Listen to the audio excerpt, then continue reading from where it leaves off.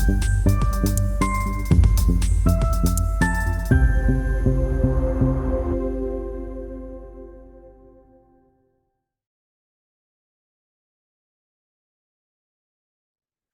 everyone. Welcome to Pocket Size Bio with Dr. Casco.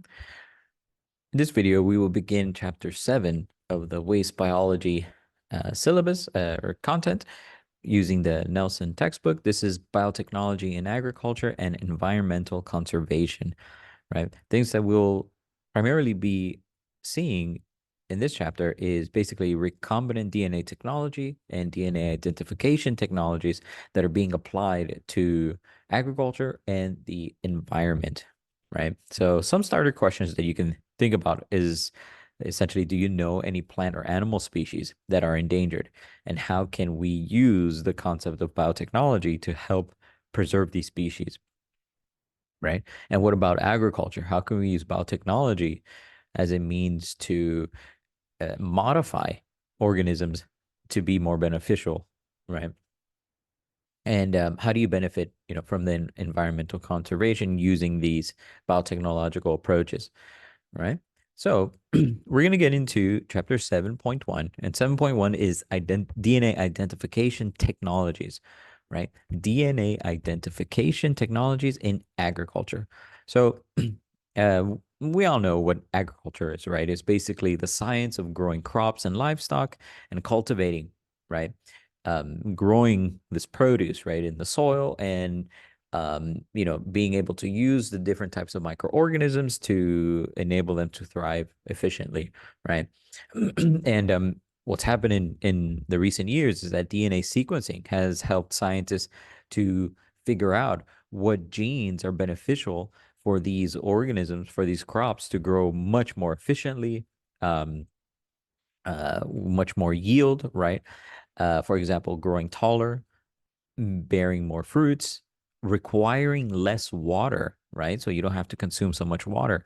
So all these relevant genes that we need could be isolated, right? And if you know their existence and you know what their sequence is and you can take them out, you can actually transfer those genes into another plant that can produce a new variety, a better yielding plant, right? And the whole purpose of that is to help increase availability, right, of food, okay, and quality, right? Even more nutritive fruits, right, for that particular plant, for the livelihood of humans, okay? So definitely the implementation of identification tools in DNA, and biotechnology has helped a lot, right? Especially building kind of genotypes. Sequencing produces different databases of plants. So you essentially have a DNA profile per plant, right, in agriculture.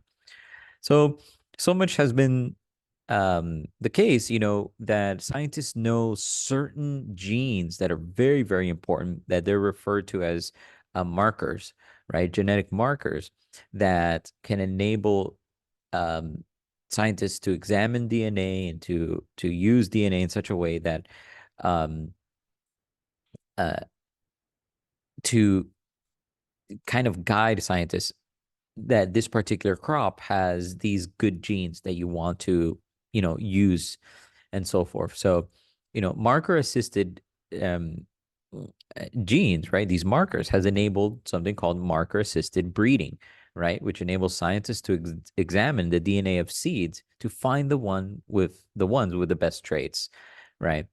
And like I mentioned before, so you have these genetic markers that first need to be identified, and these particular markers are related to these following, things, right? Disease resistance, drought, anti-drought, maybe, um, better yield, a better amount of individuals per, growth, um, taste, better taste, or just a higher yield of nutrition, right? Vitamins being produced, or um, um, nutrients, right?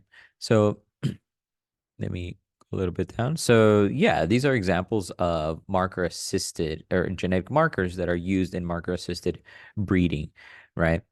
And a little application to this, right, is wheat, right? A more specific example of how all this works here, right? Wheat breeding. And why is wheat in particular so important? It's pretty much the world's most widely cultivated crop, right? It's used a lot for livestock feed. It's even used for human diet. We produce a lot of all the bakery, all those delicacies that you enjoy eating come from wheat, right? And the problem with growing so much wheat is that you're going to have this, follow that there's a lot of disease related to wheat, right? And one of them in particular is leaf rust, right? Puccinia triticina, which is a fungal leaf disease that affects the yield and quality of a of the wheat yield, right? Of wheat. And any farmland that has wheat that is infected, the likelihood of you losing a certain amount of um, yield is will start to increase, right? So approximately 30% of yield loss if you get an infected wheat field, right? You have another one called yellow rust, which is another a species of Puccinia, right? Striiformis, and that also produces decreases the efficiency of wheat growth, right? So particularly in Australia, you have this Zero biotechnology group that has found molecular markers that are um, uh, that enable plants, right, to have resistance to these diseases, right? So by understanding what markers, what essentially, genes can resist these particular things, you can basically use that for wheat breeding, right? And you can um, essentially, pass down these resistant markers and ultimately become resistant to these fungal diseases, right? There are other types of genetic markers, let's say resistance to abiotic stresses, right? To, for example, like a drought or other biotic stresses like pests, right? Not necessarily a disease, but a pest, an insect, for example, right? Just to give you a little picture there of wheat getting attacked by, um, you know, rust disease or a fungal disease. You see a healthy wheat growing here in letter A, and then you have this plant that is, infected by this fungal disease that looks like rust. That's why the name there, right? So definitely, biotechnology has helped humanity in increasing yield, right? And what's interesting is that, related to that concept of enhancing yield, projected human population by 2050 is around 9.6 billion individuals. You know, due to that, is projected that wheat productivity needs to increase by 1.6% per year up to 2050, right? That means you need to have a lot of productivity, right, in terms of wheat. So definitely there needs to be a way to increase crop yield and improve the traits of wheat to become more resilient to these things, right? So again, geneticists and biologists, they're sequencing DNA of many organisms. The whole wheat genome was sequenced and published just relatively recently in 2018, right? And by having all the DNA, all the genes in a database can help scientists study, the genome of wheat in a lot more effective way and identify these regulatory elements, right? Non-coding DNA elements that could enhance, gene expression. Okay, so definitely biotechnology is a plus for wheat, right? Um, DNA. So we have DNA identification of wheat. We have also in the pork industry, right? The government of Western Australia, right, issued a strategic plan between 2012 and 2020, with that whole goal to increase these, parameters, right, that you see here. Increase consumption of fresh pork, have more people eating fresh pork, increase productivity, right? Reduce the cost across the whole supply chain, under different, parts of the supply chain, reduce the costs in general, and develop and grow export markets for pork, right? So definitely the pork in itself is an incredibly big industry, right? And of course, you want to have the most efficient and best yielding uh pigs and produce in that sense. So there's a lot of breeding programs to monitor, markers for pigs, right? And be able to obtain the best yielding pigs um for, supply, for pork supply. And again, molecular information helps selecting, the best traits, litter size, basically the amount of offspring being produced per, female pig, per uh pregnancy and birth, growth rate, how efficient, sorry, uh can these little piglets grow, and in terms of, that's in terms of reproduction, but in terms of quality of the meat, quality of the whole individual pig, right? Referred to as carcass quality, basically the taste and the tenderness of the meat. That's something that's very important for consumers, um, for this whole, food industry. So definitely by analyzing molecular information and having these particular genetic markers, you will have more interest in these particular um, individuals, right? The problem with this that you were going to talk about a little bit later is that as you increase the genetic relatedness, right? So as you're increasing, let's say you have a whole population of pigs that they all have a big litter size and they all have these genes for improved growth rate, right? And they all have the optimum taste and tenderness. That is going to decrease genetic diversity as an from an ecological perspective, right? Um, it's great for farmers, it's great for businessmen, but it's not really good in terms of genetics and the of uh in the world, right? In the whole gene pool, because you're just selecting particular traits, right? So that's a kind of downfall in this sense of application to pork industry, right? And plants by that, for that matter, right? So that is DNA identification.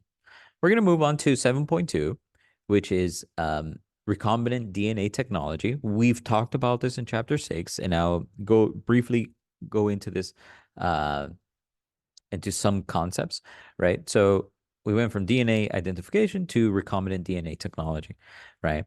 And just to put in perspective, right? There's a lot of people in this world that are malnourished, right? This is kind of setting the stage as to one of the uses of recombinant DNA technology. And because of that, scientists have applied um, these tools for enhanced crop growth, right? So using molecular tools and techniques to modify foods can help, increase nutritional value, crop yield. I apologize for the terrible noise outside. Um, Impact of pests on crops, right? So that whole idea is essentially what governs recombinant DNA technology, where you transform the individual by inserting genes, and you basically end up with a transgenic organism, right? Or a GMO, right? So the field that actually, works on this is bioengineering, where you have the concepts of biology plus engineering tools to essentially create usable products and usable organisms, right? As we mentioned before, in the previous chapter, so you have the transferring of genes can be done. How do you get new genes inside these individuals is bacterial vectors or viral vectors, right?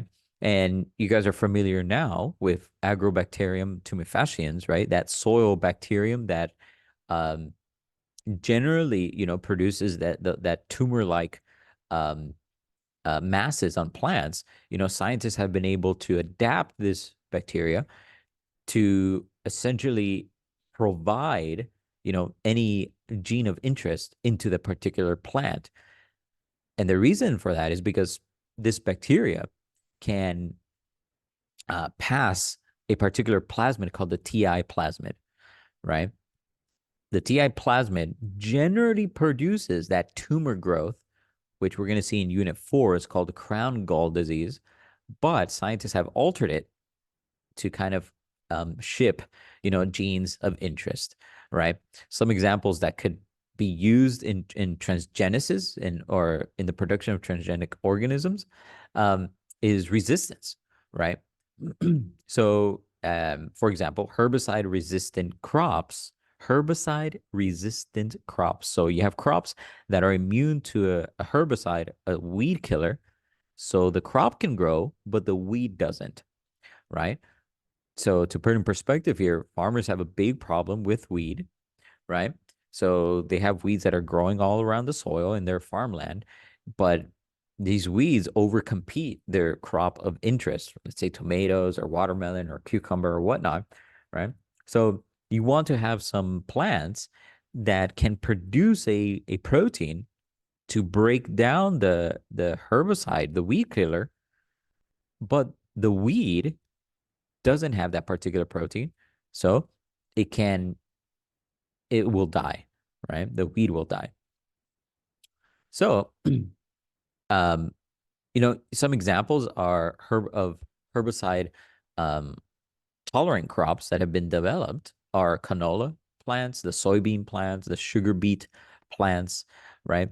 And uh, one particular example in Australia, you have genetically modified soybeans, right? I'm gonna put this that is called Roundup, right? It's um, glyphosate resistant Roundup ready soybeans. So this is a particular brand, a particular type, right, of a crop that is resistant to this herbicide, right? So this soybean is resistant to um, glyphosate, which inhibits a biochemical pathway, right, which prevents amino acid synthesis, while the weed doesn't have this resistance. Okay. Of course, there's still some, debates on this, and there's still some questions on how efficient it is in discriminating, between the plant and the weed, and if there are any um secondary effects in this particular crop and using continuous herbicide there, right? So, but the problem is that it's still quite soon, right, to be to address the effectiveness over long term to the environment and to other organisms, right? So you have, but for now, it's being used, right? So, herbicide tolerant crops. You also have disease resistant crops, right? Like the ones I was mentioning you in terms of the rust, right? Or for wheat, that um so you have, yeah, disease resistant crops. You have stem rust, right?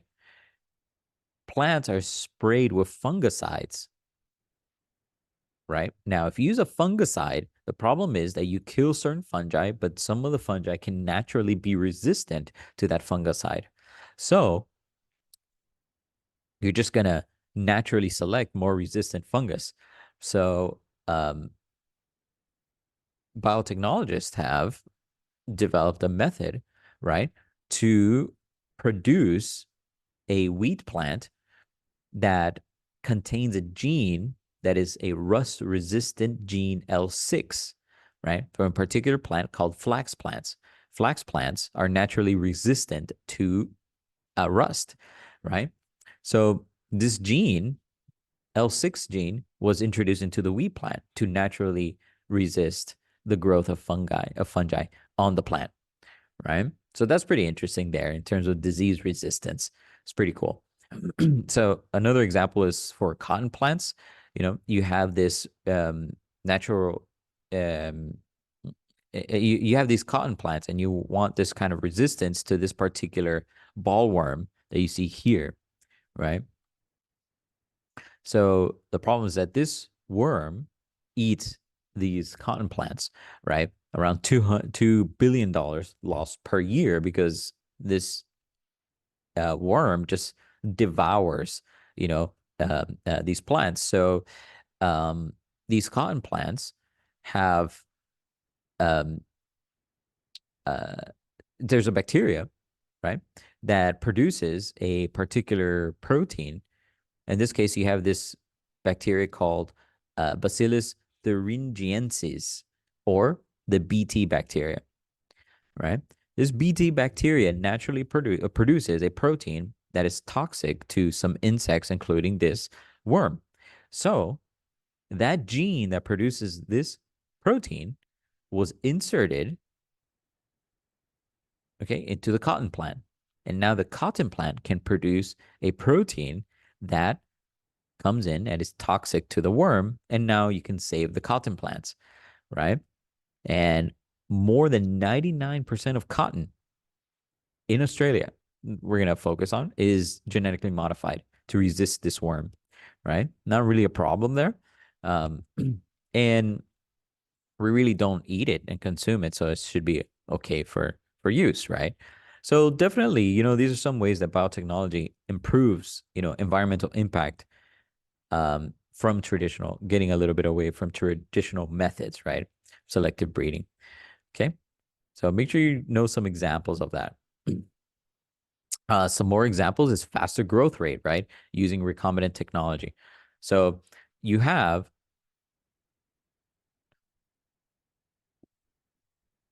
okay.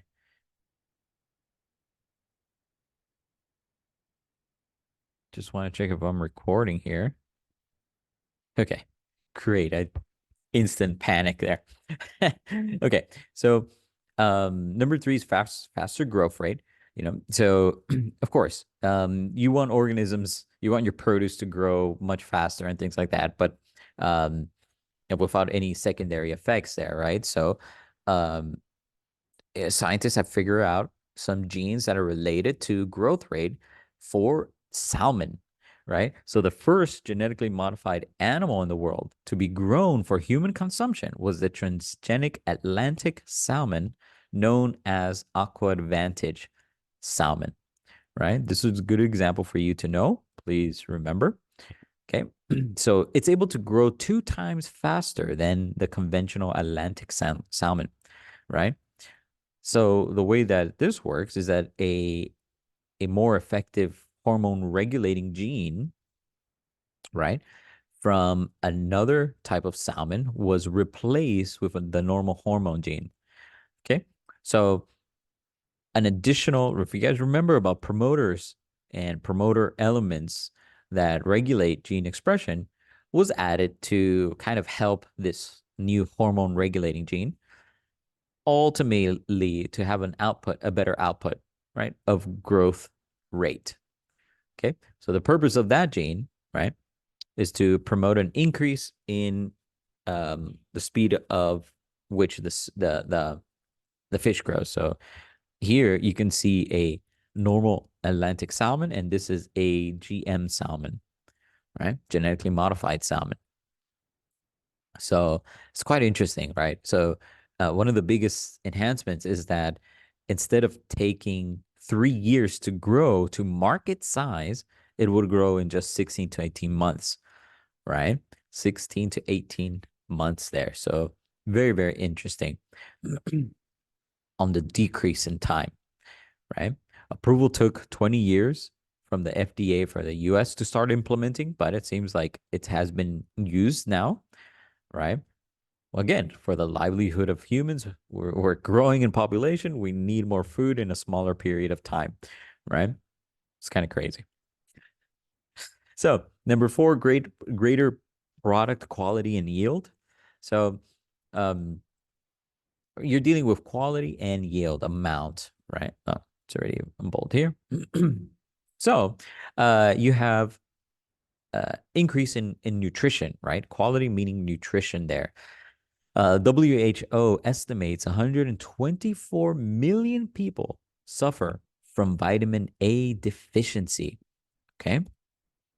Vitamin A deficiency. And around that mark, 1 to 2 million die each year of people just because they don't have vitamin A.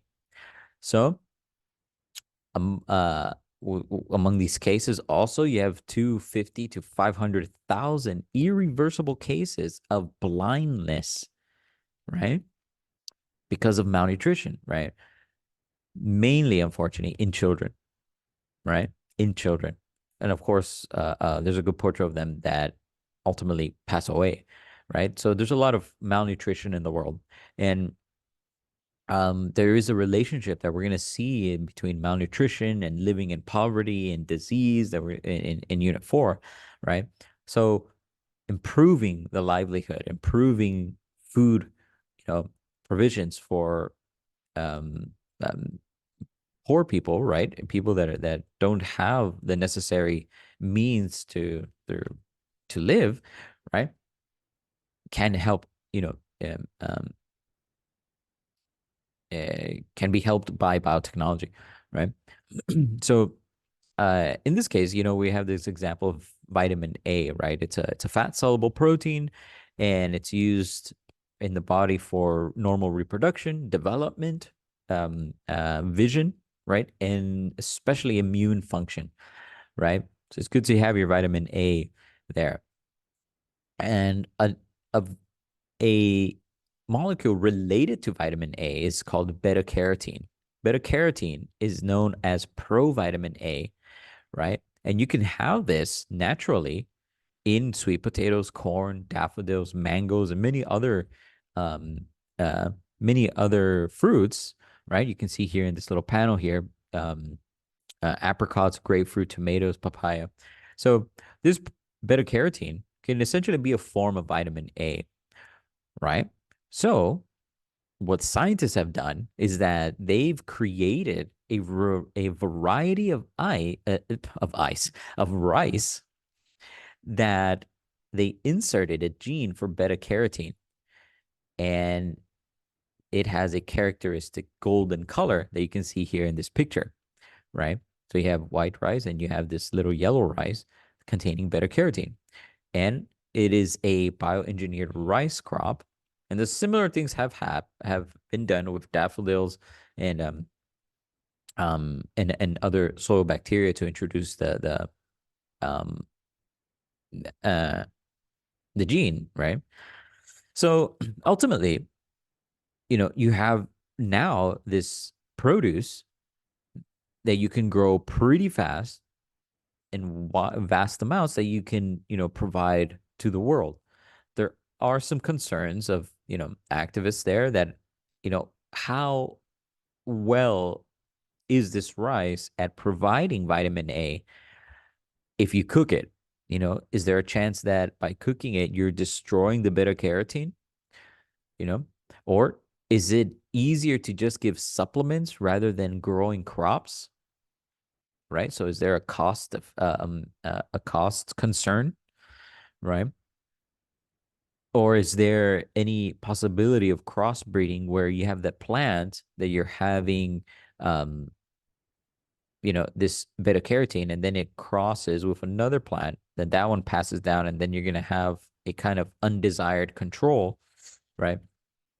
Unintended consequences, right, of crossbreeding. That's a big problem, especially with plants and seeds and propagation, right, of pollen. Quite difficult to control there. So, at least in the Philippines in 2019, this golden rice, what they call this beta carotene rice, was approved in the Philippines. And, the reasons being is that a lot of mothers were are kind of naturally vitamin A deficient, right? So children, mothers being deficient, children under 5 can be have been reported to be severely deficient, right? So, um, just because of this deficiency, they wanted to implement this rice. So, the government was predicting that by implementing this rice, you have this reduction in child mortality from 23 to 34%, right? And just by having more vitamin A, you can decrease cases, right? Up to 50% of measles, because of its influence on the immune system. The vitamin A has an influence on the immune system there, right? So that's quite interesting, how biotechnology can help livelihood. Okay. Um, so again, another use of recombinant DNA technology is tolerance to adverse environments, right? So you have crops that face many abiotic stresses in the environment, especially with climate change coming in, that is invigorating these stresses. So what happens is, since it's purely man-made, we're going to take a look at this more. Um, you're having a change in environment. So you have extreme temperatures, you have dryness occurring, you have over flooding in some areas, right? As we saw in Unit 1, you have that high water table coming in and bringing salts from the ocean. You have poor soil containing very little nutrients, right? So all these factors also, you know, prevent plants from growing, prevent crops and agriculture and farming from producing the most effective plant growth, right? So all of these things ultimately affect the survival of an organism, right? So um, again, and Australia has had approval of growing modified corn, since 2010, right? So by having a genetically modified variety of corn, you can have this species that can tolerate more severe conditions, right? In this case, water limited conditions, right? You also have um, uh, plants that are anti um, um, that can be resistant to bacteria, right? So um, yeah, so you have drought tolerance, antibiotic resistance tolerance. So um, there is a gene called cold shock protein gene that can help chemical reactions occur, right? During little amounts of water, and you can still continue protein synthesis, right? So these are some examples of um, tolerance in adverse conditions, right? The southwest of Western Australia, you have salt, very high levels of salt effective lands that can exceed, 1 million hectares, right? Basically, area of farmland, increasing more and more in the water because of the rise of the water table. Just having more salinity will reduce the fertility of the land, right? So, um, a professor, uh, Edward, you know, Barrett Leonard made a variety of wheat and barley that can tolerate high salt conditions, right? Between 2013 and 2016, and then you have these two genes that are the key genetic markers or players to help the plant grow in these salty environments, right? Moreover, the oat gene, right? Now, specifically how that protein works, you don't need to know that, but just know that it exists, right? So what is interesting is that non-hazardous uh,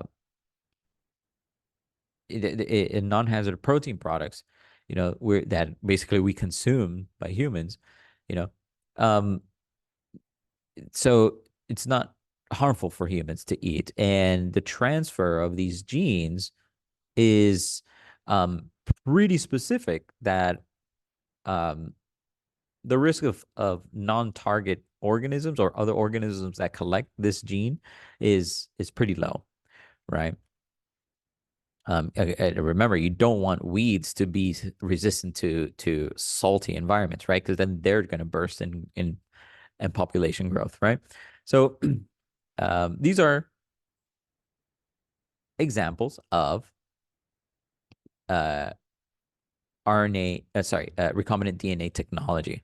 So in this video, I'm going to stop at section 7.1 and 7.2, and I'll make another video, and we're going to talk about DNA technologies for environmental conservation, right? Conservation there. All right. Thank you guys for listening. Oops.